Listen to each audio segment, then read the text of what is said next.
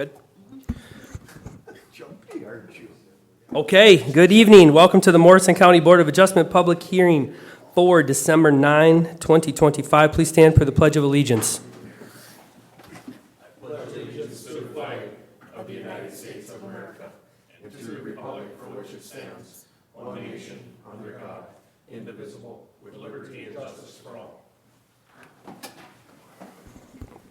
Thank you. I have a few items to cover before we get started. Please sign in at the door if you have not already done so. There you will also find a detailed handout of the step-by-step procedure we will follow tonight if you wish to take one. Please put any electronic devices on silent mode at this time. Also, please note all testimony is being recorded for the record.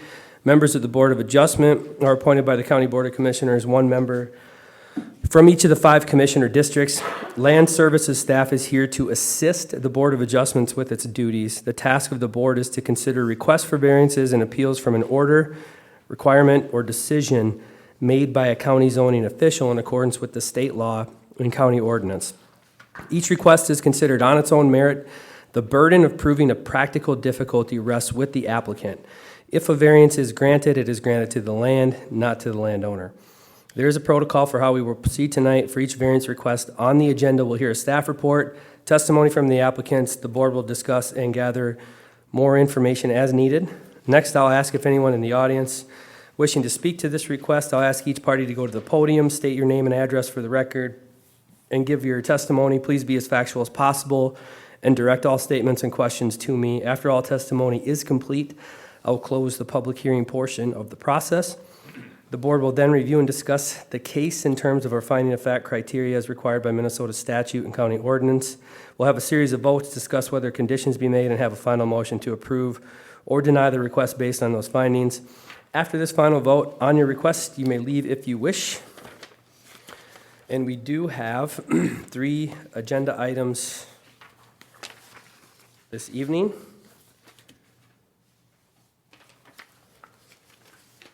I'm looking for my sheet. There it is.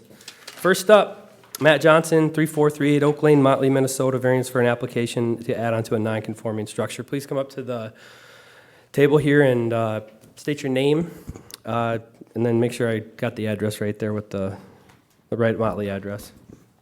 Matthew Johnson. Yes, it is 3438 Oak Lane, Motley. Perfect. Thank you. All right. Miss Amy, staff report? You bet. Again, Mr. Chair, this is a request to expand a dwelling within setback to the lake. The ordinance section that applies is 706.1. Here's an aerial photograph of the property, and then here is a view from the water. Here's a site drawing provided by the applicant. And here's some site photos taken at the viewing.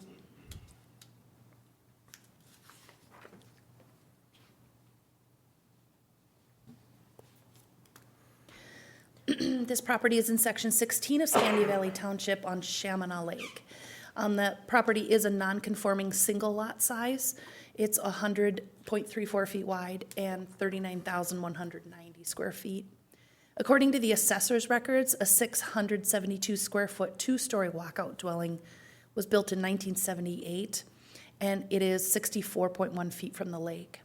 The applicant proposes enclosing the roofed southeast portion of the deck to create expanded living space.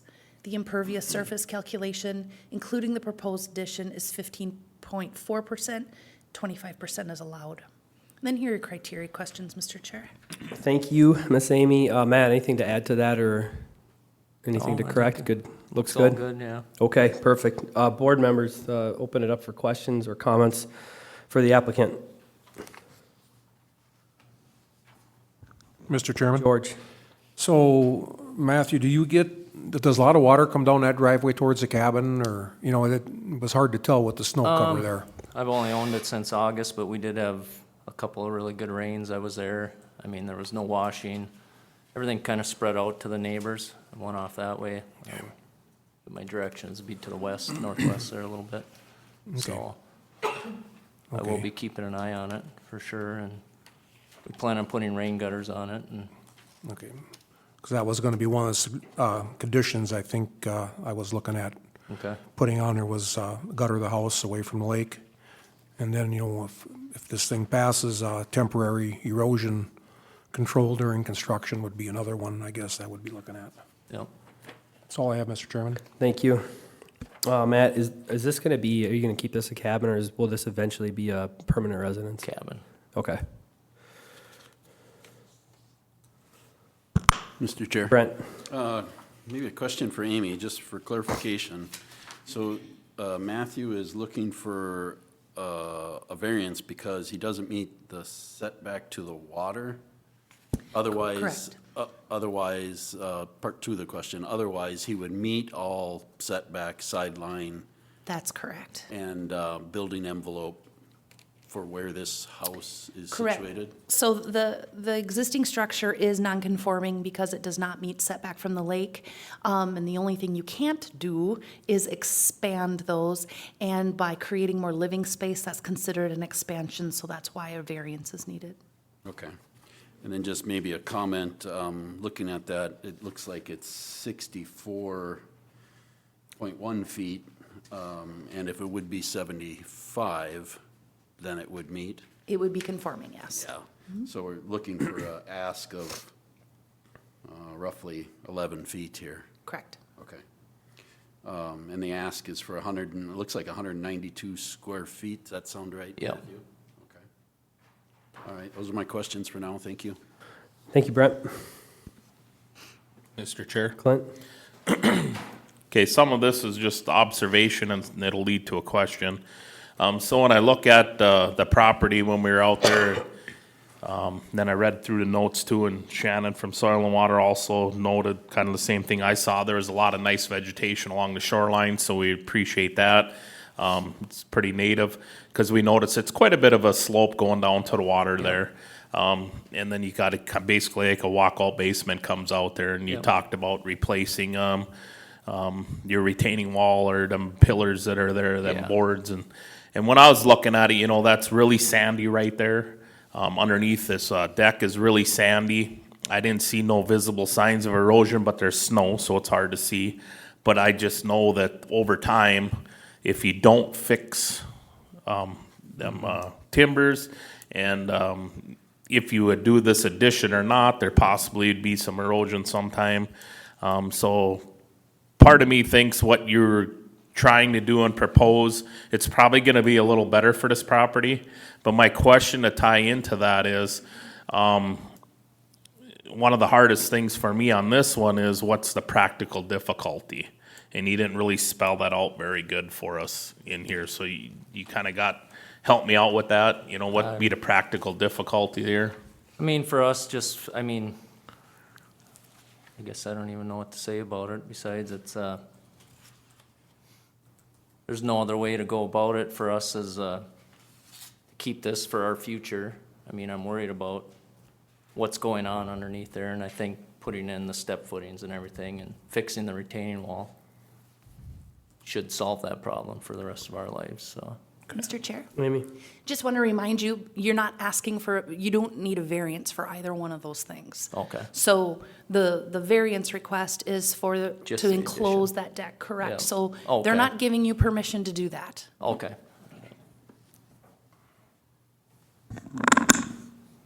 I think that's all I had, Mr. Chair, for right now. Okay. Mr. Chair, Marv? yeah, I'm glad Amy confirmed what I was thinking about that. Didn't need a variance to repair what you have there. But a few things is, I had looked at your practical difficulty, and you didn't do a very good job with spelling that out. I would have wished that typically Land Services puts in a print the building envelope, but it's 11 feet out of it. You can see it. Otherwise, you would, anything toward away from the lake would probably be into, you have to be 75 feet off for that, and that's where you're asking it. And number 5 question, you had put this need for this variance is created by the first landowner. Well, if you answered that, we answered that way, that we're going to have to say no to that, and saying no, then that ends up creating this won't pass. But I will tell you that it was, if it was created by the previous landowner, we can't allow this. So Mr. Chair? Amy? Within your packet, I don't have the survey loaded, but within your packet, you do have a survey, and the building envelope is depicted on that. Oh, I didn't see it. Yes, and it shows the total lot area, and you can see the dotted line that goes around 30 feet from the road, and then that follows all the way around, and that shows you that building envelope. Okay, thank you. Sorry about that.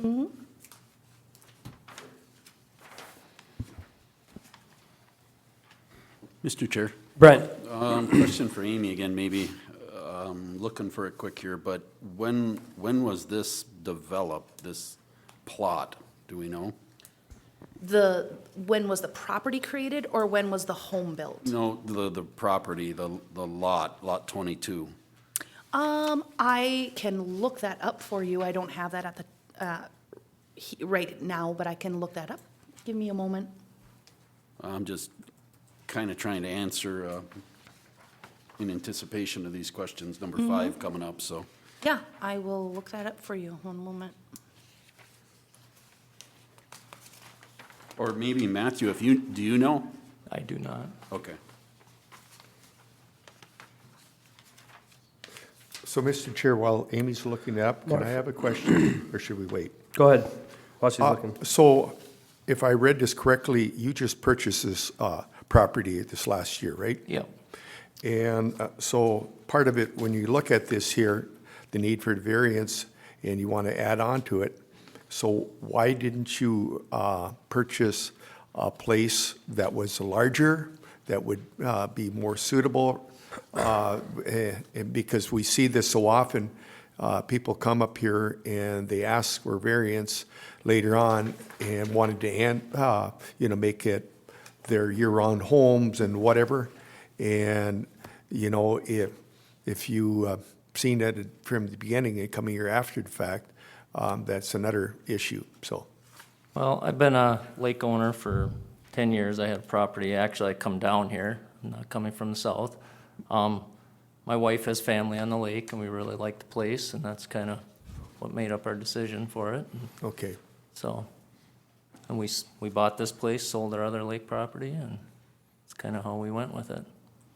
And this addition will just make it more easier to walk in and. Yeah, it'd make it, it's kind of pretty tight quarters in there, 672 square feet, so that's we're just small. looking for a little bit to Okay. make it a Thank little you. better living. The basement's unfinished, so. Yeah, okay. Thank you. Mr. Chair? Amy?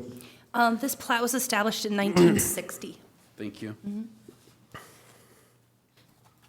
Do you have by chance, the date the actual house was put up, or the permit? I can give you that. 1978. I Perfect. believe that was in your staff report.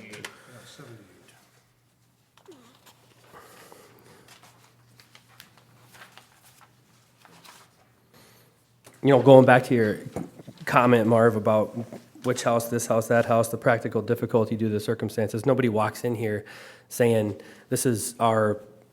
we have to do this, or the house is we haven't had a single one of these come through that said, we have to do this, or the house is gonna fall down, over, or apart.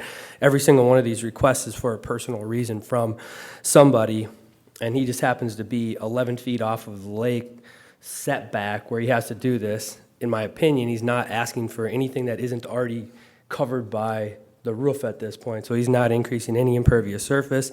He's already got the shoreline with the native vegetation that is currently in place. He already knows where the water runoff actually happens at this junction. So when you talk about a practical difficulty in the time the lot was established, the time the home was built, the actual building envelope that he didn't set the house, and I don't know if the building envelope was created after the house was actually constructed. My guess is it was per ordinance changes, but, and then we go back to the three questions, whether it's, the first one being, is this a reasonable request? Does it fit within the confines of the ordinance in general, or is it, and then it fits the actual character. I guess when I go back to that and your comment about should he bought a bigger place or this or that, it's like, well, we're not probably here to discuss that part of it, on what he should have done or could have done. This is what he has, and this is what we're doing now. Mr. Chair? Yes. So going forward, I think we need to put a condition on here. The condition would be shoreline management plan that's approved by Land Services. Because we talked about gutters. Yeah, you can put the gutters, but which way you're to run it. And so I think we need to put a condition of something like that. Mr. Chair, Okay, Amy? I want to clarify, are you asking for stormwater management or shoreline management? Okay, stormwater Stormwater? management. Stormwater. Thank you. Mr. Chairman? Yes, sir. And that stormwater plan should include during construction also. Yes. So, Mr. Chair, essentially, you're asking and requiring him to follow BMPs during construction, which is baked into the ordinance as well. So is a condition required, or is it just baked into the, The permit will have those conditions on it. okay, so. So we don't need them. We don't need it as a condition for this particular. It would be a belt and suspenders approach if you wanted to do that. Are you good with the condition? Yes. Okay, thanks. Anybody else? Hearing none. We're going to go to public comment. Anybody in the audience wishing to speak to this request, please go up to the podium, state your name, address for the record, and your facts. Any public comment? For the third and final time, any public comment? Hearing none, we'll close this section of the meeting to the public, and we'll move on to our finding of fact criteria questions. Any final comments or questions from the members here before we move ahead?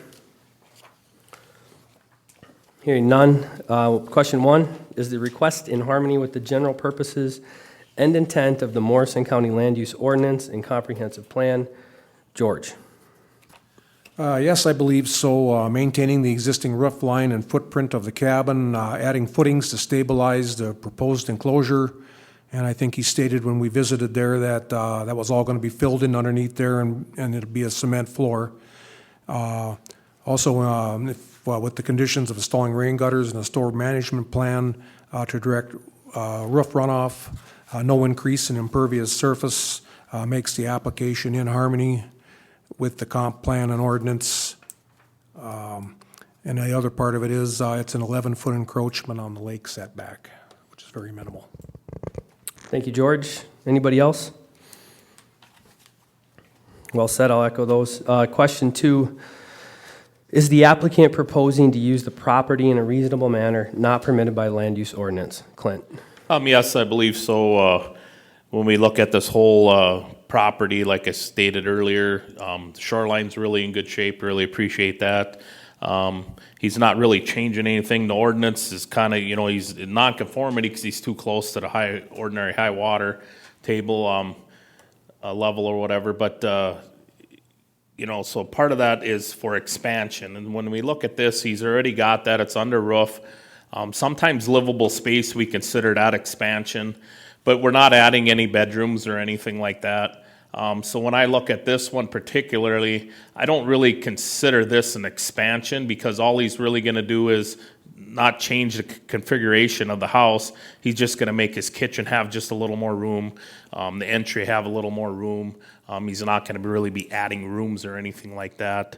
I think the ask is pretty minimal for what's there already, how the stewardship of the property has been maintained, and I believe that him as a new property owner is going to take care of that too. Just was visiting with him.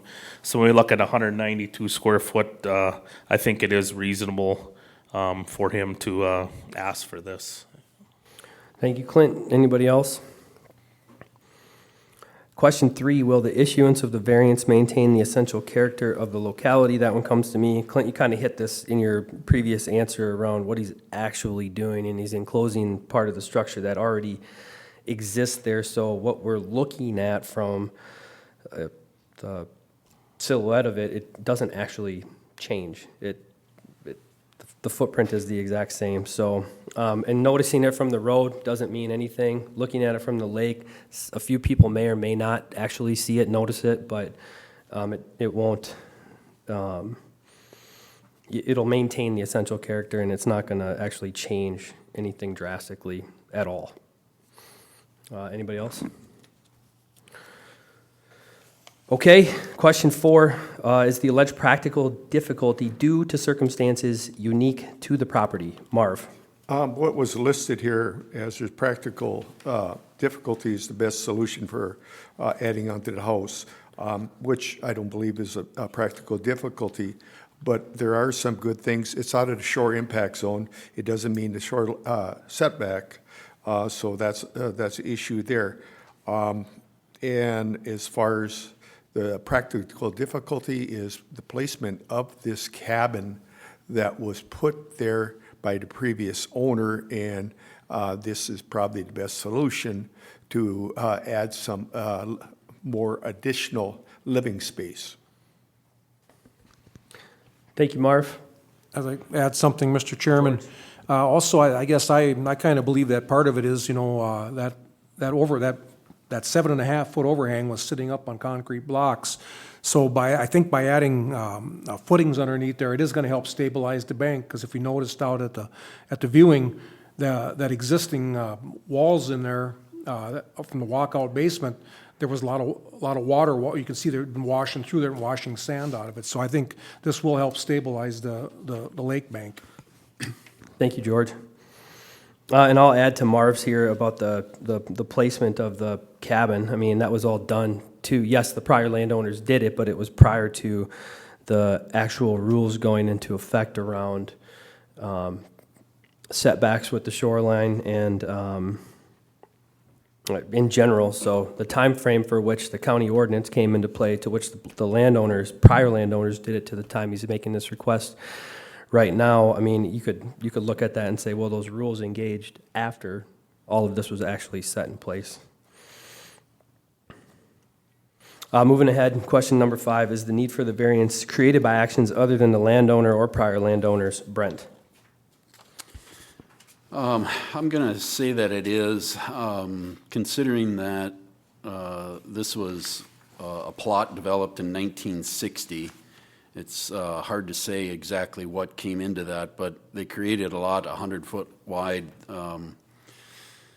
At that time, the rules have changed to 120-plus feet. In today's world, they built the house in 1978 on that lot.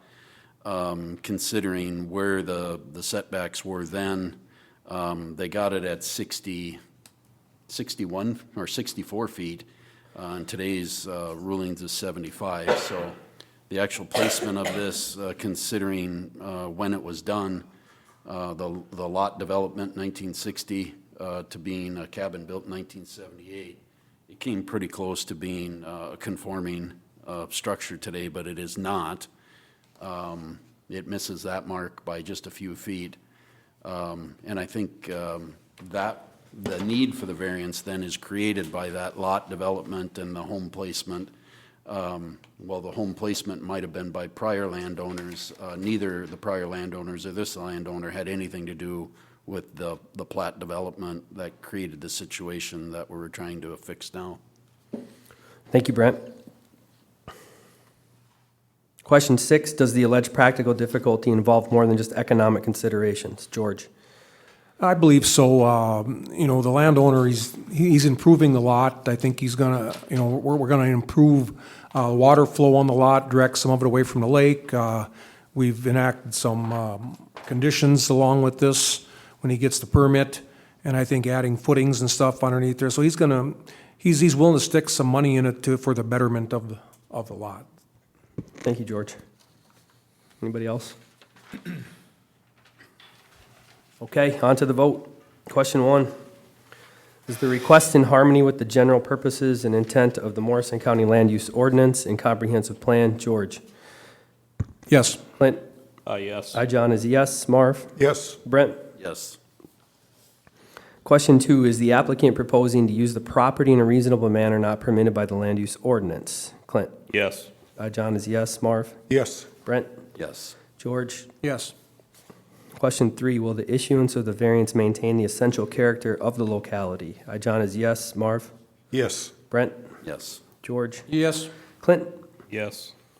Question 4 is the alleged practical difficulty due to circumstances unique to the property. Marv? No. Brent? Yes. George? Yes. Clint? Yes. John is yes. Question 5, is the need for the variance created by actions other than the landowner or prior landowners? Brent? Yes. George? No. Clint? Yes. John is yes. Marv? No. Question 6, does the alleged practical difficulty involve more than just economic considerations? George? Yes. Clint? Yes. John is yes. Marv? Yes. Brent? Yes. I do have all 6 of the questions answered to the affirmative. Is there a motion to approve this variance as requested? Mr. Chair, I'd make the motion to approve. Motion was made by Brent, I'll second it, Mr. Chairman. seconded by George. All in favor, say aye. Brent? Aye. George? Aye. Marv? Nay. Clint? Aye. John is aye. Motion was made, approved, and seconded. Motion carries to approve the variance as requested. Thank you for your time, everybody. Yep. Thank you. Drive safe. Thank you. Safe I travel. believe so. Check on that, but I believe so. So that's why he put That should have been, you should know the second. Gotcha. I pick up on things I learn, like when you say stuff. All right, agenda item number 2, Bruce and Sheila Barton. Please come up to the table and state your name and address for the record. This is an after-the-fact application for a variance to establish a Tier 1 feedlot on less than 20 acres and to be within the setbacks of the right-of-way and property lines. Bruce Barton, 9312 180th Street, Little Falls, Minnesota. Sheila Barton, 9312 180th Street, Little Falls, Minnesota. Thanks for making the trip in tonight. Miss Amy, staff report? Yes, sir. This is a variance, an after-the-fact variance request to establish a Tier 1 feedlot on less than 20 acres within setback to the side property line and right-of-way. The ordinance section that applies is 1208.1, requires a 200-foot setback from road right-of-way, 200-foot setback from property line, and a minimum of 20 contiguous acres. Here is an aerial photograph of the property, and then some oblique imagery as well. And then here are some site photos taken at the viewing.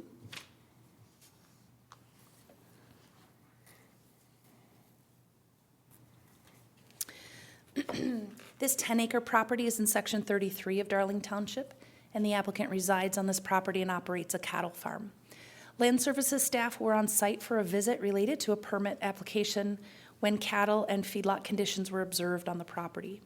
Upon discussing the matter with the property owner, it became apparent that the number of animal units exceeds the threshold required for Tier 1 feedlot registration.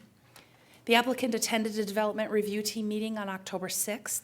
He said he has had up to 90 head of cattle on site and would like to continue the operation. He was informed of the Tier 1 feedlot setbacks. The applicant requests an after-the-fact variance to continue a Tier 1 beef feedlot on this site with the following variances. On 10 acres, when 20 acres is required, 0 setback to the east, north, and west property lines, and a 100-foot setback from the township road right-of-way. The current operation is outside of the right-of-way. The fence line is at the right-of-way boundary. The applicant is willing to move the fence line 100 feet north from where it is now, and we did see that at the viewing. And a conditional use permit is not required for Tier 1 feedlot operations, so you would not see this coming before you for Planning Commission. The feedlot officer did provide you with a report in your packet. And she did have several, several recommendations. Those are, if the variance is approved, she recommends animal units not to exceed 100. She recommends that a stocking slab or a small wedge pit be constructed if manure were to be stockpiled at that location. Permanent vegetative buffer between the relocated fence line and the road ditch, and soil testing once every 4 years within the feedlot area. And then here are your criteria questions, Mr. Chair. Thank you. Sound right? Anything to add or adjust? Nope, that sounds right. Okay, perfect. Open up to the board members for questions or comments for the applicant. Mr. Chair? Clint? So Bruce and Sheila, one of the recommendations from the feedlot officer was in that, from your, where you move the fence to the road, Yep. that you would put, will you seed that in to something to keep it green? Or is it just gonna grow up in the grass on its own? I don't know, couldn't tell with the snow if it's down to dirt or if there's grass there. There's grass there now. Okay, so you just let that grow up then? Yep. Okay. Then one thing also, I'm not dead set against this, but I maybe question, one of her recommendations about the soil testing every 4 years within the feedlot area. I'm not quite sure why we'd need that, just because you ain't right because of that road setback. When I look at this application, I probably shouldn't compare it to mine because someday somebody will come knocking on my doors then, but Likely. so I'm permitted for the same permit that he's trying to do here, and I just kind of curious to see when I beaconed the property and where he's proposing or where his animals are. Basically, we call it the feedlot area. It's 4.5 acres is what I come up with. Okay, so he's proposing 100 animal units or less. I'm permitted up to 299 animal units. When I'm at my fullest capacity, I'm about 275 animal units, and my animals are all housed on 6 acres. And I meet everything, never had any issues, so I think it's pretty reasonable. I think when we look at this one, I'll probably talk about that in answering the questions, but you know, we want 20 acres so that it's able to hit all the so we can make all of our setbacks. I don't think we can make our setbacks work on any smaller acreage than 20, I believe.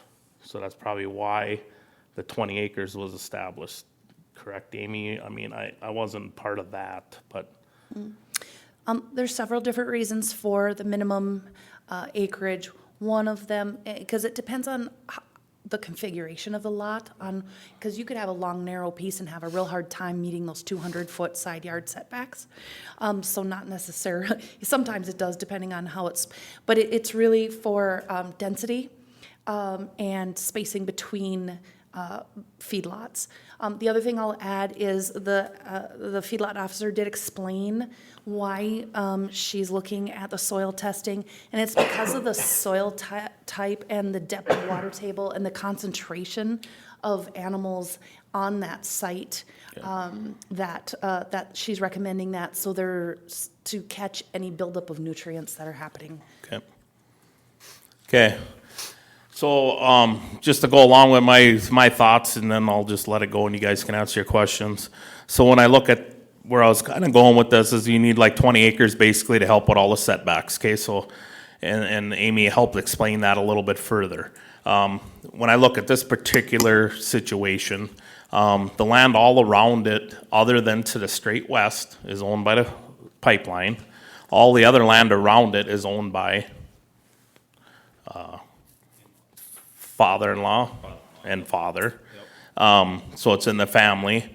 So when I look at that, the west pipeline, by being right up to the property line, probably isn't gonna hurt anything because it can never have houses there. You know, setbacks are designed to protect the farms and the houses, keep them separated. There's never gonna be a house on that 40 because of the pipeline, center, whatever you call it there. And then with that land around, it's not 100% guaranteed, but it's in the family. The hopes are that it would come to you someday in one shape or form. So I think that kind of helps. And if you look in this area, there's a lot of land tied up around there. It's either owned by you guys or family. So there isn't gonna be a lot of housing development in that area. I can't see, we can't guarantee anything. There isn't a lot of houses close there, so I think that helps mitigate this a little bit. And the other thing to look at is this, a beef operation. Majority of the time when them kind of animal numbers are there, they're gonna be on pasture. It's usually in the winter when it's frozen things. We gotta worry about the runoff when the snow melts. I think that's why planting that grass buffer for that corner, because we're worried about that. Property lines to make sure that it don't just run into the neighbors, being it's right up to that. So I think them are just a few things. So that's just my overview, just how I look at it. I'll just leave it up to the rest of the people on the board at this time. Thank you, Clint. Mr. Chairman. George? I think I asked this question out at the viewing. So Bruce, the cattle are probably there, what, October 1st through 15th of May, or early May? Okay, so they're not there year-round, so during the summer months, for rain and stuff, there are no cattle, or very few cattle there. Right. Probably just a couple stragglers. Yep. Okay, very good, thank you. Mr. Chair. Brent? We asked Bruce and Sheila if they were okay with these 4 conditions on there. There was some question regarding condition number 4, the soil testing once every 4 years within the feedlot area. Maybe Amy, for the sake of the applicants here, could you explain to all of us what that soil testing would encompass so that we can decide whether that should be a condition or not? It would be a nutrient test for nitrate and phosphorus. So it would be very similar to what you would test your fields for, because those are the components of manure that we track as far as for water quality standards and buildup of nutrients in the that can impact water quality. Okay, and Bruce, you said you were okay with that? Just, how long Abraham Hansen been there? 19. So, the Abraham Hansen was there before us. They had cattle out there since the 1900s. I guess I ain't opposed to it, but it's been a cattle yard for 125 years already, maybe even more.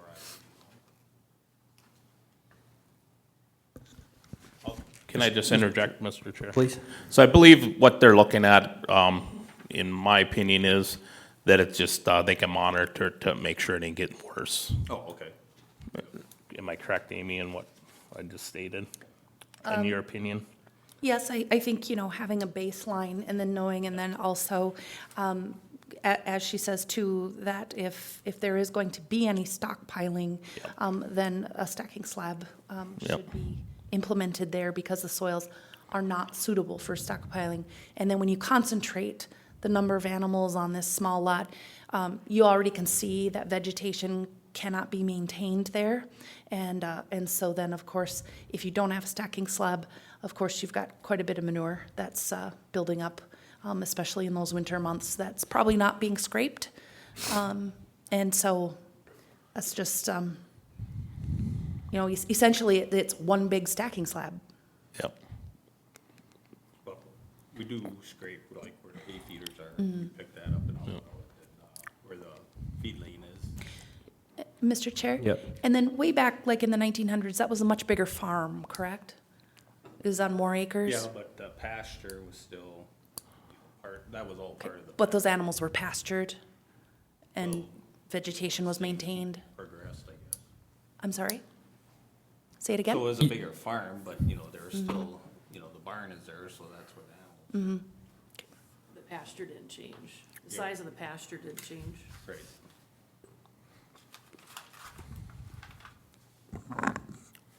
Mr. Chair? Brent? A question for Bruce. Maybe, could you just explain, you talked a little bit about this, and Clint kind of talked about it, but I'd like to hear it from you, just how the density of that, because we're talking about reducing it from 20 and allowing it at 10. The October to May cattle being present on the 10 acres, but the majority of the time, they're going to be elsewhere on land that you own in the area. Maybe you could just enlighten us as how that operation is, and with the other land that you have in the area, how that density isn't going to be there 365 days out of the year. It's going to be concentrated over the winter months, and then they're going to be elsewhere. Right, so just like, beef cows, so you calve them out, whatever else, and then you take them, haul them to pasture in May and let them graze on grass, and water's not froze or anything else until fall, and then you bring them back where you can supply them with water and feed.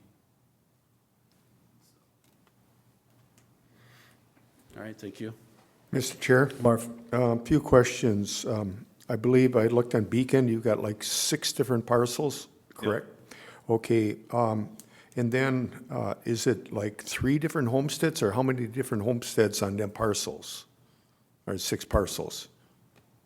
We just bought another home for our son, so that one just started this year. But, what's your question again? So, on these 6 different parcels, I thought I seen buildings on 3 of different ones. Are there just some buildings and not homesteads, or how's that look at these parcels? One other parcel's got some old buildings where Okay. Jake lives, Okay, and then there's pasture there where we take the cattle to. okay, and is there a third parcel that has it, or so just 2 pieces of your 2 properties of yours have homesteads and buildings on? Well, the last one with a homestead's only got 5 acres. Okay, there's the building, okay.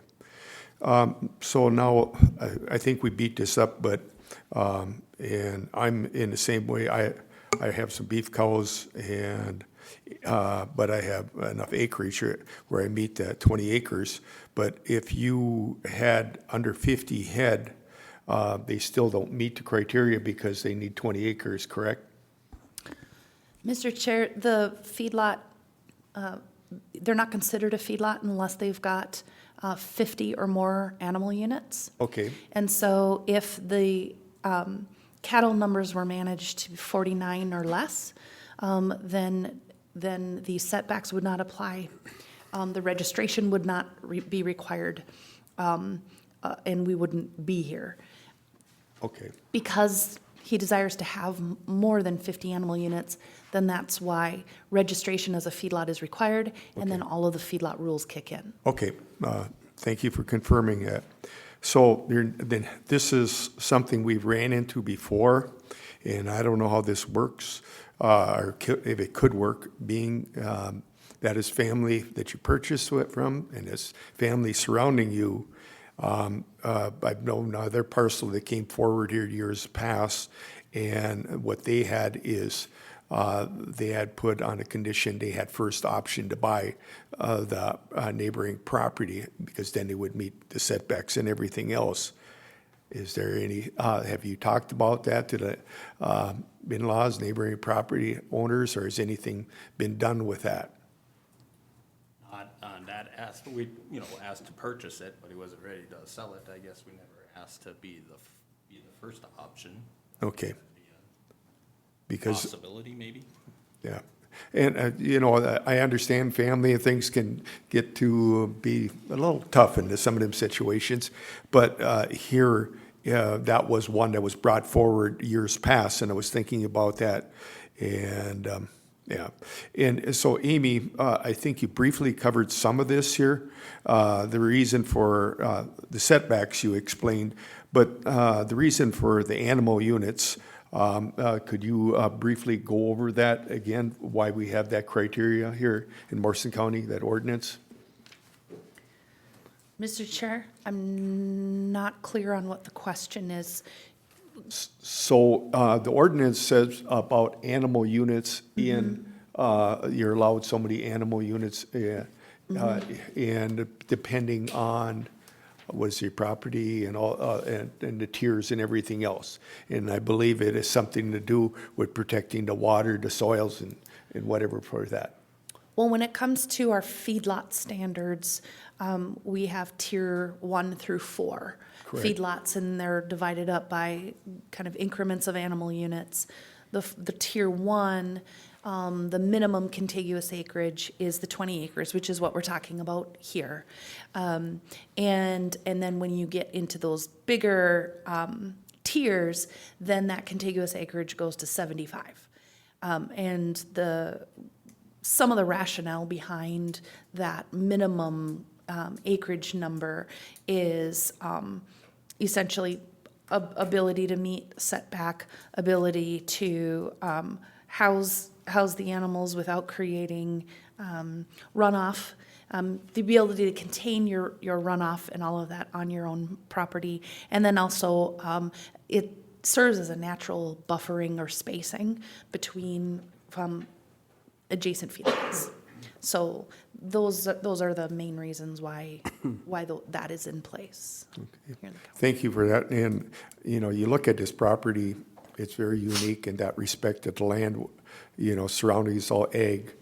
And you look around Morrison County, what has happened? Well, not just Morrison County, the larger farmers have been gobbling up the bigger pieces of property. And you'll see these 5-10 acre parcels all over the place. And my concern is, and I don't know, we do it for one, we do it for all, and this may be a domino effect, and you know, since with some of these conditions, could it make it palatable? Absolutely, but yeah, this is a interesting situation. Have you did a good job in years past? Absolutely, because you have never heard any complaints about it. So how this is going to work out, I don't know. Just giving my comments here. Thank you. Thank you, Marv. Are there any issues with any of the conditions that are being proposed by the county feedlot officer on there?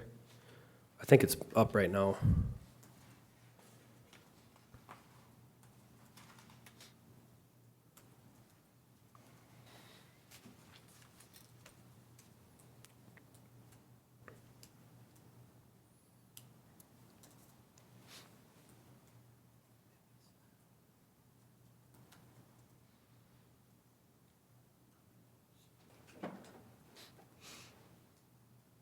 No. Okay, because typically it's the county found an infraction, they said, hey, we have to look at this, they came to us and they said, hey, if he's gonna keep doing this, this is what we wanna see done as far as conditions go, which makes it 10 times easier for us to adopt it Right. as the folks covering it, but I just wanted to make sure we were good with those, so we can Yep.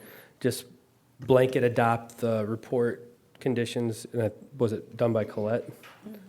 Provided by Colette, and then that's what we can base our questions on in our vote. If that makes it easier. I guess, Please. you know, we purchased the land in 1998. We raised our family, our 3 boys and our grandson on the farm. We dairy farmed. We milk cows twice a day. The boys all helped. This has been going on for 28 years. We made a living, put our kids through school, Catholic school. They learned a lot of hardworking skills. The animals mean a lot to us on this 10 acres. We did grow. We understand that it's small. We did work hard all of our life and purchase more land. It might not be right next continuous, but we did the best that we very could with the land that we have. When we dairy farmed, we hauled our manure out every day. It was never stockpiled at this location. We're good neighbors to all the neighbors. We helped everybody out quite a bit. You can ask all the neighbors. We do a lot of help. All of our kids help out everybody. I guess this feedlot thing, as we grew with our accruing acres, I guess we didn't know that 10 acres was not part. I thought total acres was what needed to farm, Yeah. until Colette filled us in with, if it's not continuous, it don't. Yeah, no, and it works both ways too. So you guys are growing, you're doing the best you can, and you're making changes, and then the county too, as they're continue to grow and learn and develop, they find new things from other places that are working well and not working well, hence the soil testing. Right, yeah. It'd be good for you guys to know as well as the county to understand it as too. So it's a growing pains. Yep. Part of it, yeah. Yeah. Mr. Chair? Yes.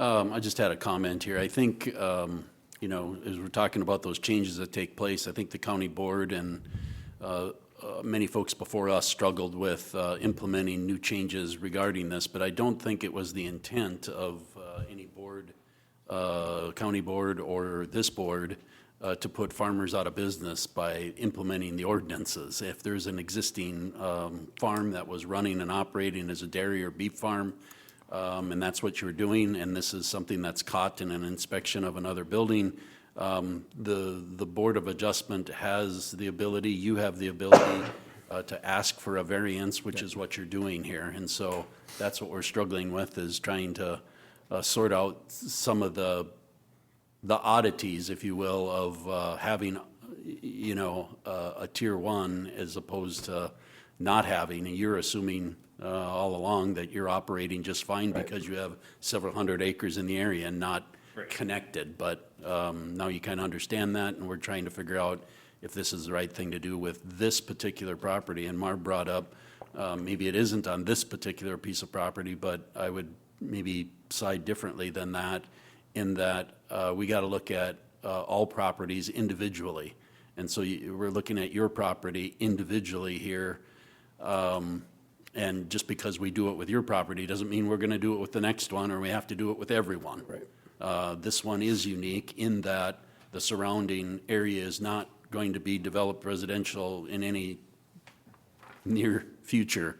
And the land around it is owned by father-in-law and parents. My father. Yeah, and there isn't any residential dwelling in that area that's going to be adversely affected by you becoming a tier one and having a 600-foot setback for somebody else to develop that land. And so there's many things that we're struggling with up here as a board that maybe you don't know that we're trying to address, and hopefully you can appreciate that. Mr. Chair? Marv? Thanks, Brent, for clarifying some of that, because that's what I was struggling with, some of that. And the way I look at this, you look some of these large chicken barns, large turkey barns, and the area they can sit on and the amount of manure they generate. But with that, they're forced to do manure management programs and with inspections and everything else. And that may have to be a condition here too for this here. And as Brent, we don't want to put you out of business, but we have to look at this, what's the best for that piece of property and how it works. But that is something to think about there. So thank you. Mr. Chair, Amy? I just want to, Marv, you talked about subject to inspection and all of that. They will be when they become a registered feedlot. They are regulated under Minnesota Rule 7020.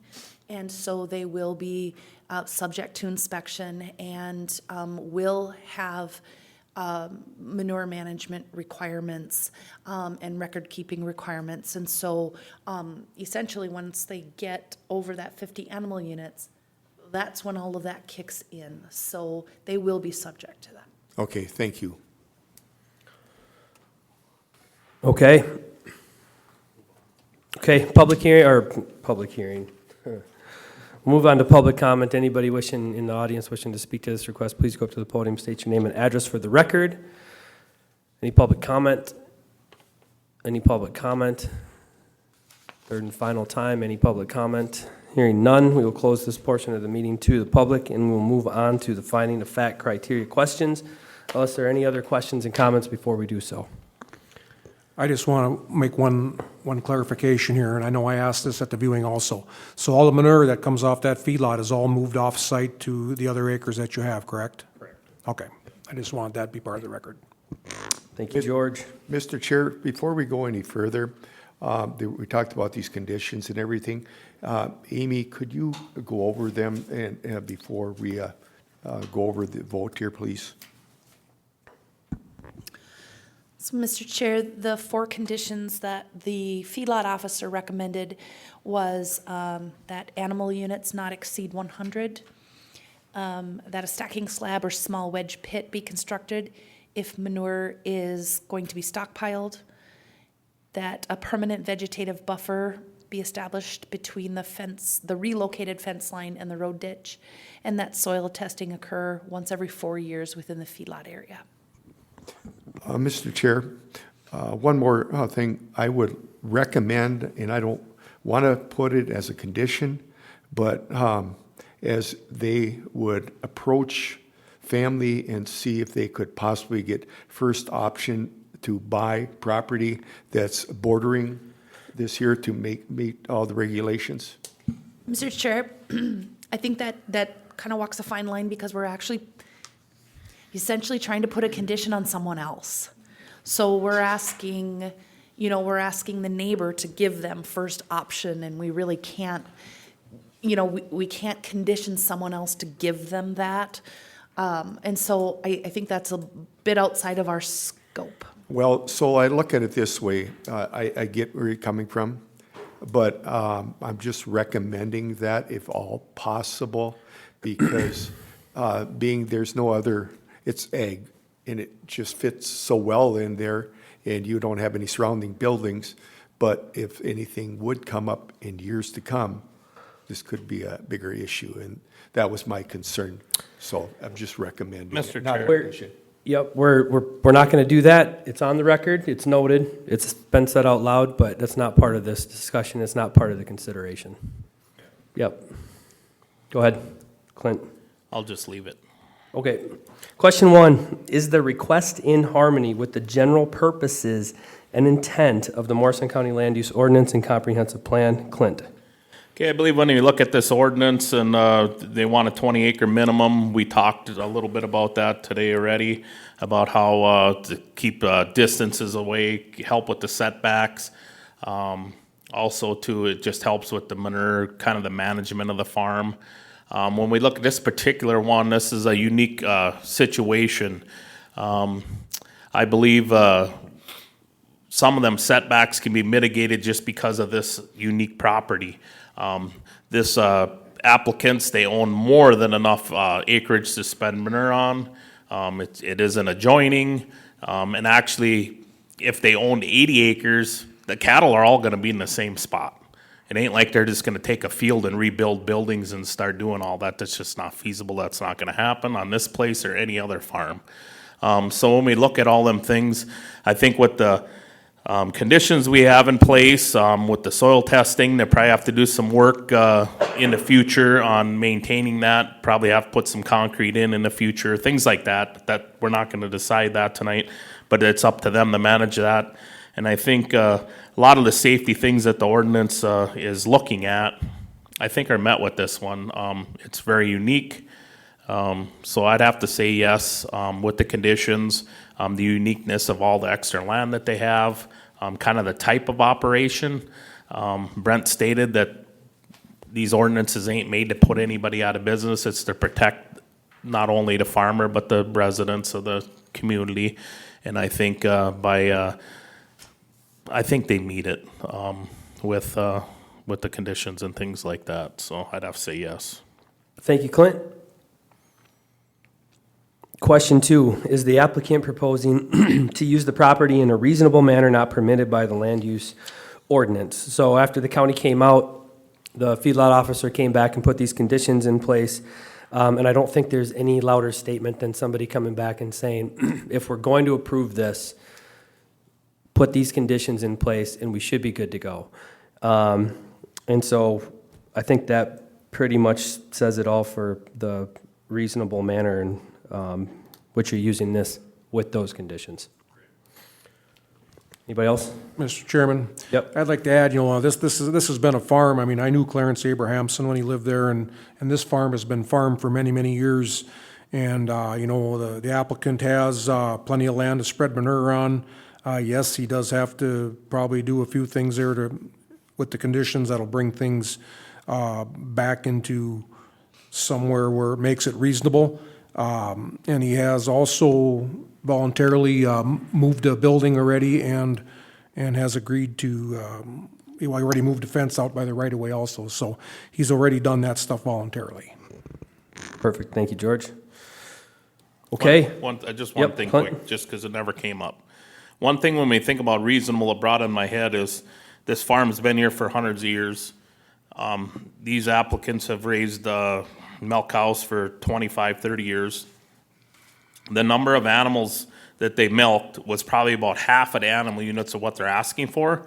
But if anybody knows anything about farming, them half of them animal units that used to be dairy produced way more manure than what double these beef cattle are going to do in a year. So when we look at reasonable for this property, I think that ask, we're looking at 100 animal units versus 50 or 35 or whatever is before. When we look at it, it's tit for tat, so I think it's very reasonable. Mr. Chair, Marv? something else to add to it, these animals are only there for about 6 months of the year, to add to it. Thank you very much. Question 3, will the issuance of the variance maintain the essential character of the locality? Marv? Absolutely. They've been on this property for 27 years, I believe. And as was mentioned by Clint earlier, this farm's been there for over 100 years. It fits its egg, so absolutely. Thank you, Marv.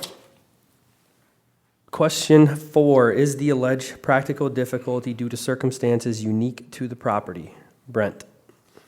Like I said before, I think we have to look at this as an individual property. I think it is unique in that it's 10 acres, and so it can't meet the minimum requirement of 20. You can't stretch the land. You can't create more than what's there. They've attempted to purchase land adjoining, but haven't. They've purchased land elsewhere. So the practical difficulty is they have just 10 acres. I don't think it was the board's intention to put people out of business. I said that before, but the wisdom of the county board and the Board of Adjustment is you have this board to look at variances. And so their only option with 10 acres is to apply for a variance and then to have a hearing, which we're conducting tonight, regarding this. And so is the practical difficulty due to circumstances unique to the property? It certainly is. It's keeping farmers farming and continuing the operation that's been there, long established for many years. Thank you, Brent. Question 5, is the need for the variance created by actions other than the landowner or prior landowners? George? Yes, I believe so. The parcel size limits the setbacks for a Tier 1 feedlot. Parcel size was created by splits over the past probably 35 to 40 years because of generational change, new owners, land ownership. The need for the variance was created by time, agricultural land ownership change, and generational land transfer. Thank you, George. Question 6, does the alleged practical difficulty involve more than just economic considerations? Clint? Yes, if we look at the economic side of this, the applicants has purchased multiple parcels with hundreds of acres in the time frame that they've been in the farming business, one able to purchase land that adjoins it. They're not asking to do anything any cheaper. They're just asking basically to just survive and keep doing what they've been doing. So I'd have to say yes. Thank you, Clint. Okay, discussed all 6. We're going to go to the vote, starting with question 1. Is the request in harmony with the general purposes and intent of the Morrison County Land Use Ordinance and Comprehensive Plan? Clint? Yes, with the conditions. All these questions that we're asking are going to have all the conditions as we go through them. John is yes. Marv? Yes. Brent? Yes. George? Yes. Question 2, is the applicant proposing to use the property in a reasonable manner not permitted by land use ordinance? John is yes. Marv? Yes. Brent? Yes. George? Yes. Clint? Yes. Question 3, will the issuance of the variance maintain the essential character of the locality? Marv? Yes. Brent? Yes. George? Yes. Clint? Yes. John is yes. Question 4, is the alleged practical difficulty due to circumstances unique to the property?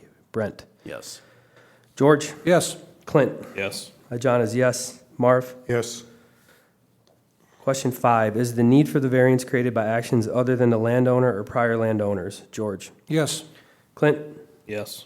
John is yes. Marv? Yes. Brent? Yes. Question 6, does the alleged practical difficulty involve more than just economic considerations? Clint? Yes.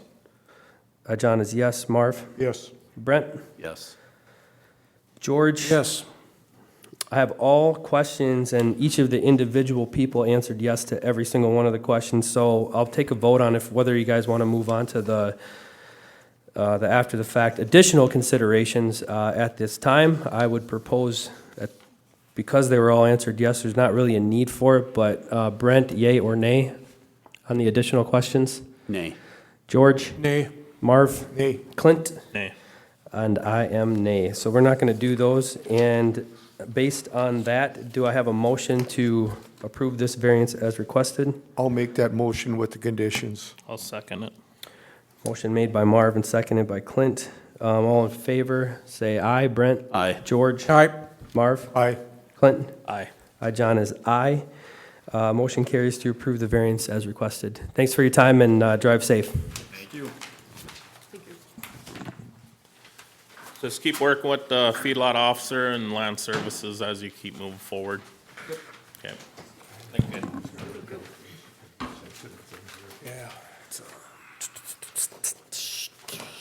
Agenda item number 3, Morrison County. To the mic, and please state your names for the record. Amy, were you able to get those photos we Or do we have to do addresses too? already queued up? Names and addresses? Those then. Names and addresses? We, Just their name and who you represent today. Tony Hennon, the Morrison County Public Works Director. Drew Hotzenbuehler, the Morrison County Environmental Recreation Manager. Okay, thank you both for your time. We will start with a staff report from Miss Amy. All right, Mr. Chair, this is a request to construct retaining walls visible from the water body with no demonstrated erosion. The ordinance sections for this is 710.41, H and J. Here's an aerial photograph of the property outlined in blue. And then here's some oblique imagery as well.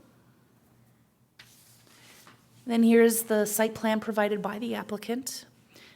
You had a full plan set. I did not put all of that in here, but just so you know, you've got all of it. And then here are some renderings that were also provided by the applicant.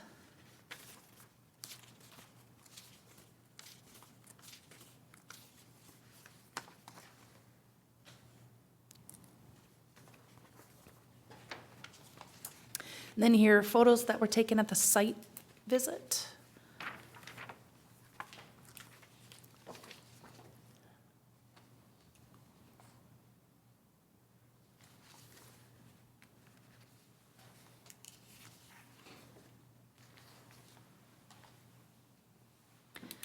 And then I also have some additional pictures that Tony sent me today, and I'll show you them after I get through this.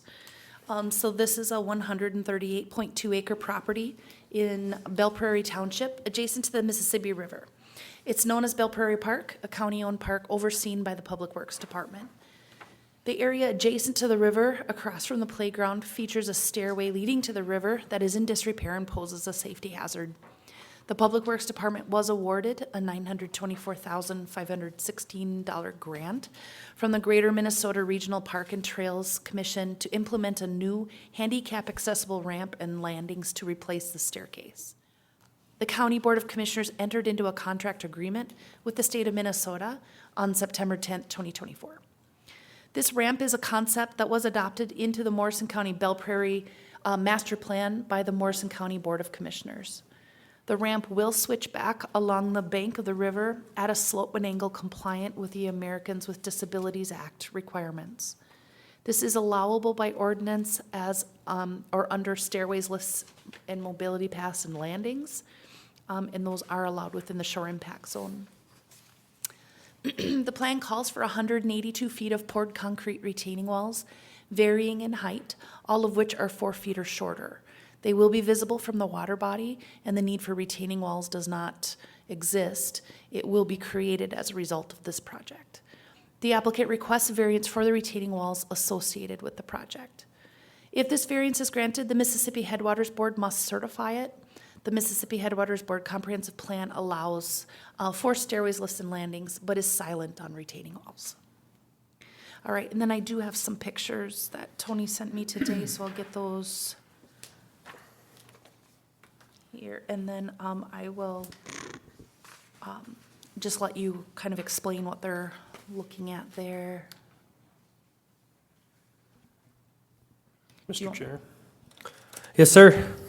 So We dug through some of our pictures, obviously in the wintertime, when you guys were doing your site visit, couldn't see what was happening along that bank. So you can see just the kind of soils that are out there. It's a highly erodible soil, so it's sandy loam out there, very permeable. Rain runs through it, the sand washes away. You can kind of see some of the erosion that sits there now if you go to the next picture. Just another kind of close to the water. You can kind of see how as the water rises or we have storm water, you can see some of that soil washing away. You can go to the next one, Amy. Can you get up there and point to which part of the soil you're referring to? Here's a wonderful picture. So this is the bottom one of the stairs. I believe this is where it clicked, so I actually walked down. And this is light a little bit. But you can see the soil, stormwater coming down. You'll see your erosion. See the different erosions coming down, and that's part of just the way the soil type acts. So that sandy loam, again, it's highly permeable. Here's over by the boat landing. We didn't walk over this, but it just shows that same type of soil. Our public works staff actually just threw some asphalt on there just to keep those soils in place. So one of our topics during that site visit was, is there erosion out there? And, when we pull these pictures, there is. And, as we talk about these different retaining walls and vegetative systems that we're going to be applying, that's where that need for this variance exists. Thank you very much. So this went from an application to approve a variance that didn't have demonstrated erodible soils to one that visibly does. Am I understanding that correctly, Amy? Well, I think the applicant has shown that there's existing erosion happening. I think depends on the lens that you look at it through as far as they're proposing a project that will need retaining walls because of the soils that they're working in. They're not necessarily addressing what's going on right there without this project. So I guess that's kind of a hard question for me to answer because they're two separate things, really. That was a good answer for a hard question. So we have this project going on. What? Making a compliment. So we have this project going on, and obviously it's an extensive project along the bank there. So where did the need come from for this? Like, it's a wheelchair accessible, takes folks down to the Mississippi. Are we getting a lot of folks in wheelchairs that are requesting this? Is there any demonstrated numbers or a purpose to hey, we're going to go in and put all these retaining walls up for all of this? Where did this need surface from? Well, so a lot of the surface is from Morrison County being a very unique county. All of you gentlemen live here inside the county, are familiar with what we have. It's very unique in that 22% of our population is 65 or older. And when you look at an aging population, typically 45% of them become disabled at some point. So just having that older community inside of our Morrison County, that starts adding up. And then you look at where we are with Camp Ripley. We also have a very high veteran amount inside of our county. Almost 9% of our county is a veteran. If you take that out to the families, to their relatives, over 14% of the population of Morrison County is either a veteran or related to a veteran. And with veterans, typically you see, again, a higher disability rate. So we have this aging community, we have a high veteran population. We also just have a little bit higher disabled population inside Morrison County than average. And so when we look at making improvements to a property like this, with stairs that are, frankly dangerous and could potentially be a lawsuit, to making an improvement, we say, why can't we include everyone inside Morrison County? This is a very unique property. It has a lot of merit to it. There's only 2 parks inside Morrison County that sit on the Mississippi River. So this obviously is the only one that's owned by Morrison County. City of Little Falls owns the other one. We've owned this park for years. Came into the county in the 1970s.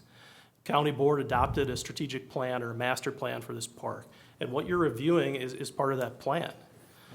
So this was adopted in 2020. One of the main objectives is, to continue to develop this park. improvements that are accessible to all constituents inside Morrison County, improvements that draw more citizens into the park. Now, we don't have a number. We've never put actual physical counters out on the park, but Greater Minnesota and the Greater Parks Association that offered this grant, they track over 9.5 million people go to parks just like this on a yearly basis. Now, obviously, that's parks across, the whole state, but, Morrison County's Park Belt Prairie Park sees a ton of traffic. And to be able to provide a opportunity like this to all of our constituents is why we're after this kind of project. Mr. Chair? Thank you. Yep, Marv? I'd like to make a few comments. First, I think majority of you know that I've got a wife that's got MS, is a handicap. She's in a power chair. Till you walk in these shoes, you don't understand. Years pass, majority of the buildings, majority of the business could not handle them. They've made regulations, they made it more where you could, user-friendly. But up to a few years ago, there was, and there's still a lot of places we can't go. And what I end up, parks and stuff, my wife, well, I can't go there because this chair doesn't work. And what I went so far to do to make it, and others probably do the same thing, I would physically put my wife on my shoulder, carry her, and someone else would carry her chair and do that. Till you're in these situations, you don't understand it. And you think about, we're near Camp Ripley, and you're near the museum. How many other veterans sacrifice their lives and losing limbs like this here? And a little something out there where they can experience nature and appreciate it. I know my wife and I, if this project is done, we're going to be out there. And I think this is a great project. And, if it wasn't for, the restriction of not having these retaining walls, this project wouldn't happen, to make it work like this here.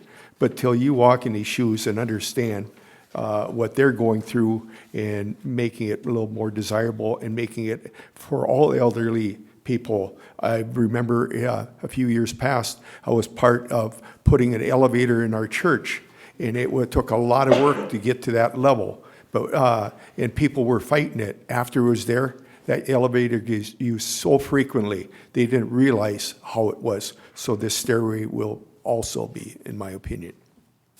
Thank you, Marv.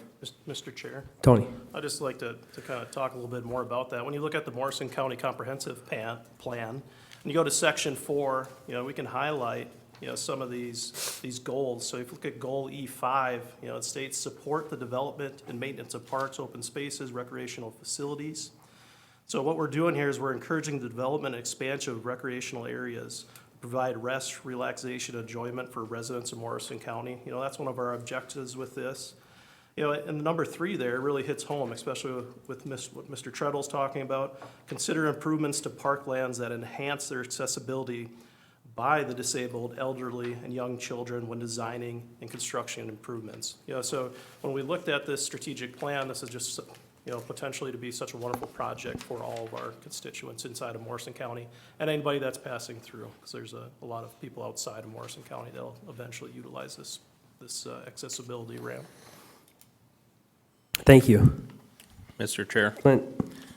So I actually spent a lot of time on this. I got a lot of hours into this, and this is a pretty difficult deal for us, with the ordinances. And so I'm just going to talk a little bit. We've seen some erosion on there. Some of that erosion wouldn't have happened if there wouldn't be stairs and things like that there, okay? So it wouldn't be there. My experience, what my knowledge is, my opinion, that's a pretty highly erodible piece of property right there along that shoreline. With that being said, there's some alternative things that can be done. Some people say, one of them, Shannon from Soil and Water, talked to her for just a little bit. She sent me a whole packet of alternative things. I read through all them. In my opinion only, I disagree with every one of them. I think that the retaining walls would be the most just for this project.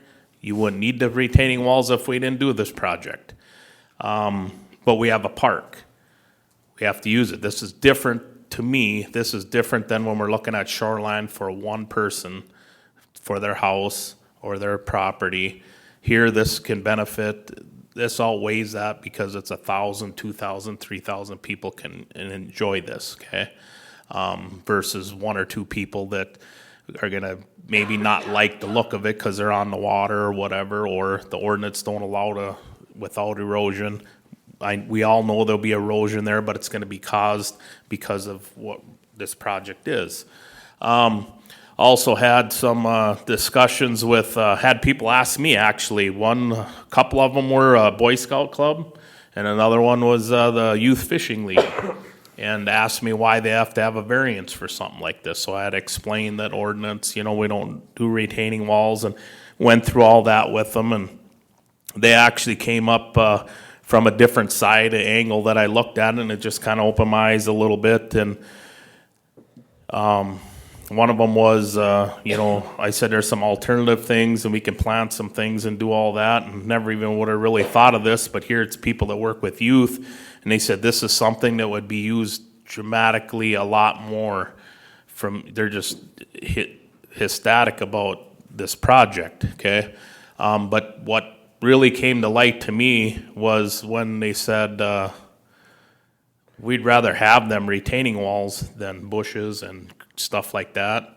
From their eyes, it's a lot more safer for the youth. Yes, kids could crawl on walls, things like that, but where they were coming from was, you could have pedophiles out there, things like that. They can hide in the bushes, in the brush, things like this. It's just a clean cut thing for let your kids and young people be out there. So that's just from groups that got young people. We've heard about the elderly, the disabled and all that. What are we going to do? We got a park. We got to use it, right? Let's make it better, okay? That don't mean that we destroy our shorelines or our wildlife or any of that stuff. We're not about that. So when I just look at this, what the ordinance is intended for, I don't think it's intended to, it's just, I think it would be a disservice. The ordinance would be a disservice to the people of the county versus it outweighs by not doing it is what I'm trying to say. So that's just some of my observations and the time that I put into this and was checking through, researched some of the alternative things. Now that's my opinion, that the retaining walls are probably the only way that's going to work for this. I had my doubts a little bit until I actually seen the site and got a fresh look at it, looked at the steep slope, some of these pictures. I believe the retaining walls are going to be needed, and they probably wouldn't be needed if this project wasn't done, but I think this project outweighs the negatives that it would attribute to the landscape. Thank you, Clint.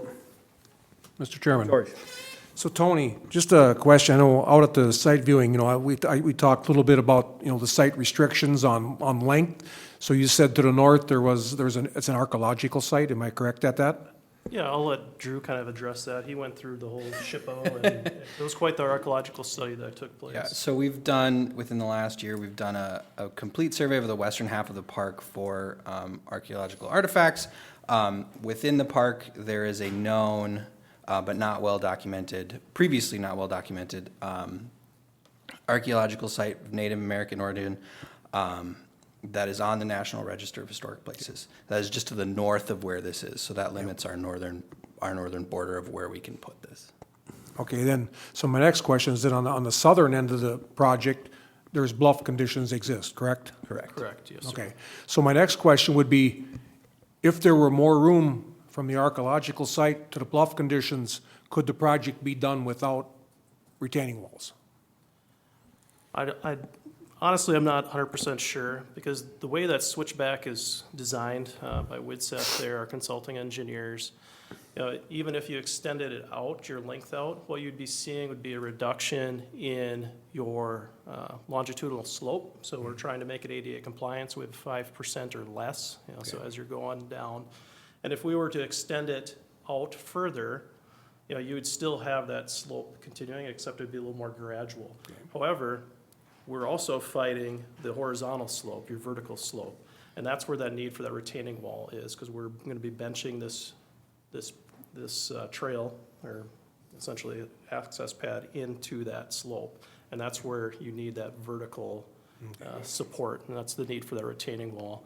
Really, the only way you'd be able to achieve this without a retaining wall is you'd move into a giant site excavation, and you'd go much, much further into the pines. Okay. And you'd have to reduce that slope, which really, it's not feasible. You'd run into either more archaeological stuff and really change the whole landscape of that bank.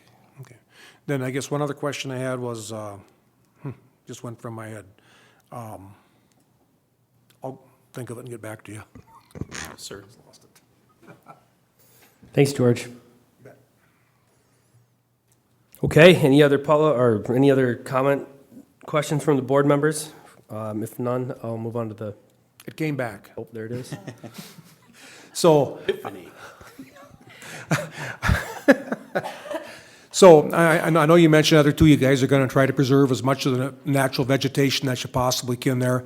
And looking at the site renderings of what it may look like when it's done from the water, and I think planting, the native vegetation back in there and filling in the stuff that you're going to take out, I think really does make it not very visible from the water. I would venture to say in 10 years, you probably won't even hardly know it's there. Mr. Chair, that's correct. The goal for this native plantings going back, that's also going to be stabilizing those slopes. And with those native plantings, as they start to grow 5 years, 10 years, the majority of these retaining walls will not be seen from the water. It'll just be mainly the retaining wall next to the platform of that fishing area. Okay, Mr. Chair. Clint. Along with that, being we just talked about, I thought of something. So this project, if it goes through, what's the life expectancy of it then? Mr. Chair, so we selected long life materials. We could have looked at timbers or something like that. Those are high maintenance, which then return is high maintenance costs to the county. A design like this, we're expecting 50+ years. So we're using concrete throughout the whole project. So poured retaining walls, poured path. One of the things, this area doesn't see salt. So we're not going to be plowing this or doing those kind of things in the winter, so that should preserve that concrete life as well. So that was some of the considerations as Widseth went through their many revisions for the design of something that is low maintenance and has a long lifespan. Thank you. Okay. Going to move on to the public comment portion of the meeting here. So anybody in the audience wishing to speak to this request, please go to the podium, state your name and address for the record. Any public comment? Any public comment? Any public comment? Third and final. Hearing none, we'll close this portion of the meeting to the public. And back to the board members here, we're going to just jump right into the questions unless anybody has any final questions, comments. Just one comment before we move forward. Since this board is very familiar with retaining walls and lakeshore around the county, I think just for the record, we should be, addressing this as a unique property standalone. Tony had indicated that it's a one of one. So, when we have, and if there's anyone in the future that's applying for a retaining wall or something for this board to address, they shouldn't just see a 180-foot retaining wall being approved for the county. It's a one of one. There are no other parks in the county that are on the Mississippi. It's a unique parcel in that regard. And I just want to make sure that that's a part of the record so that anyone that reviews this hearing that's making a future application before us knows that. 3 very specific photos before the work is being done and asked for about erodible soils. Agree completely. Thank you, Brent. Mr. Chair? Marv. So a couple of things also with that. The erodible soil has been demonstrated despite of some of the political remarks that were made that wouldn't say it was erodible, but it's definitely showed that it was erodible. And then the other part is they agreed to plant trees and shrubs so it wouldn't be visible from there, and I believe that was part of their plan. Thank you, Marv. Okay, question 1. Is the request in harmony with the general purposes and intent of the Morrison County Land Use Ordinance and Comprehensive Plan? Tony hit this in the initial introduction after the staff report, but the natural resources and open spaces, goal C2, preserve natural resources identified as critical, sensitive, including wildlife habitats, wetlands, forests. Shoreline development, goal D1, goal E3. Natural resources and open space, goal C1. And then when you get into the county comprehensive water plan goals, on your surface water goal, objective B, land use development goal, objective B, objective D. So it covers a plethora of goals and objectives that the county shoots for as far as the ordinance of the comprehensive plan goes. Anybody else? Okay, question 2, is the applicant proposing to use the property in a reasonable manner not permitted by land use ordinance? Marv? I believe so, and the reason why, because they're trying to make this meet the ADA regulations.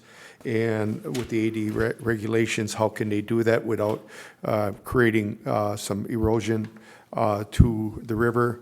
And I think it's in alignment by doing that, and then also planting shrubs and trees so that it's not visible is definitely a reasonable ask.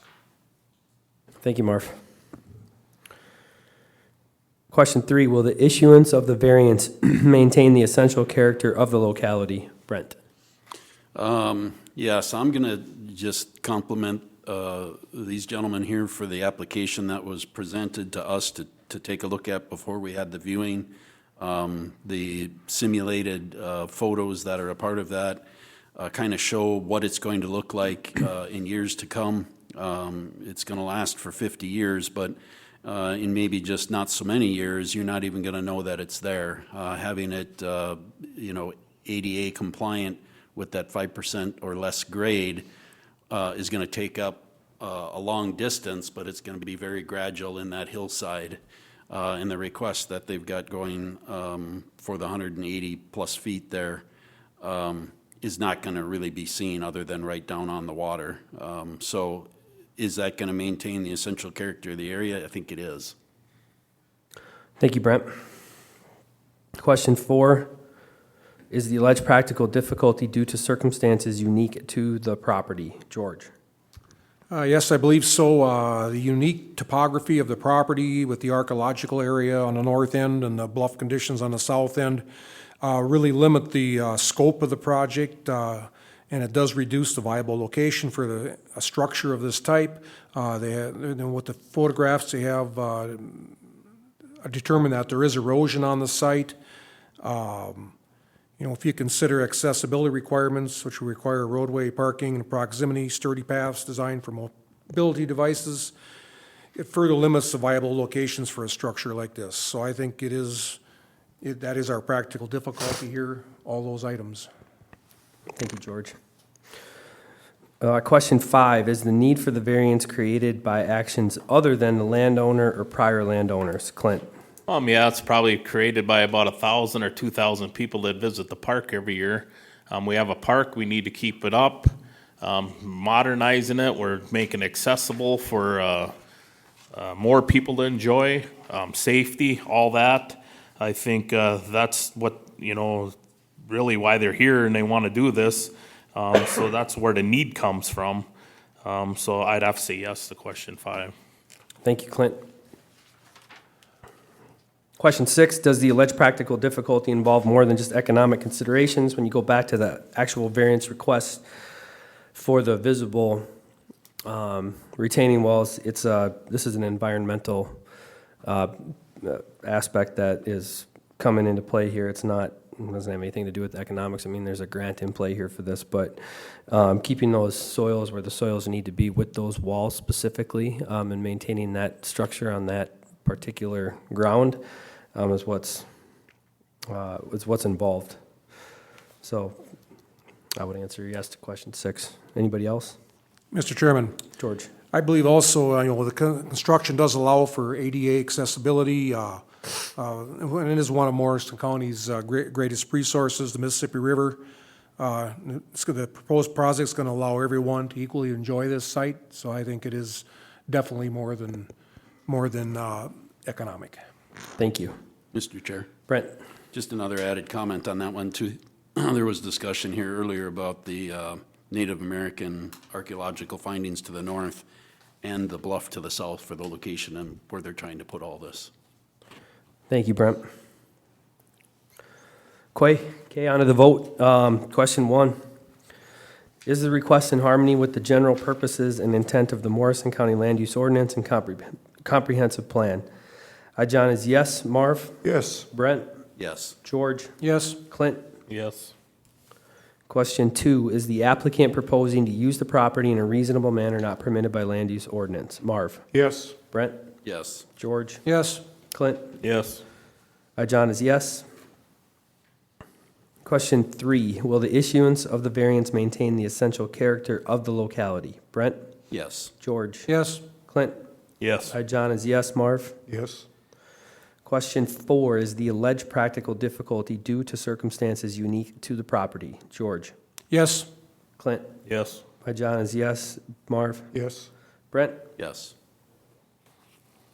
Question 5, is the need for the variance created by actions other than the landowner or prior landowners? Clint? Yes. John is yes. Marv? Yes. Brent? Yes. George? Yes? Question 6, does the alleged practical difficulty involve more than just economic considerations? John is yes. Marv? Yes. Brent? Yes. George? Yes? Clint? Yes. I got all of the questions answered to the affirmative. Is there a motion and a seconded? Mr. Chair, I'd make a motion to approve the request.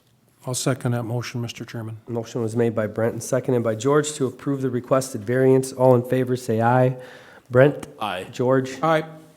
Marv? Aye. Clint? Aye. John is aye. Motion carries to approve the variance as requested, and thank you for your time. Thank you, gentlemen. Yep. It was well put together. Okay, 2 agenda items left, new and old business, no, meeting minutes. One thing, Mr. Chair, Yes? on that first vote, should we re-vote on that? You can't, okay. First vote. Oh, no, denied. Okay. Say that. All right, anything on the, past minutes from anybody? Any corrections? So the minutes, I didn't receive any in the packet. I did see something emailed, and there was something I sent a message to Sharon that wasn't correct. What did There's you? actually 2 corrections. that I Okay. made. The one that you called me about, and then one of the approvals that were in there, it should have been a denial, and I fixed that. Okay, so, did anybody see the, Yes, I did. okay. I read them. And that is correct. There was a couple errors, and those were the errors, yep. Those are fixed now. I'll entertain a I'll make a motion to accept the corrected minutes. I'll second it. motion made. Clint, seconded by George. All in favor, say aye. Aye. Aye. Aye. Aye. Aye. Minutes, corrected minutes approved. Old or new business, Amy? I don't have any, Mr. Chair. Okay, Mr. Chair, make a motion to adjourn. okay, is there a second? All in Like favor? that. Aye. Aye. Aye. Aye. Meeting adjourned at 7:39 PM.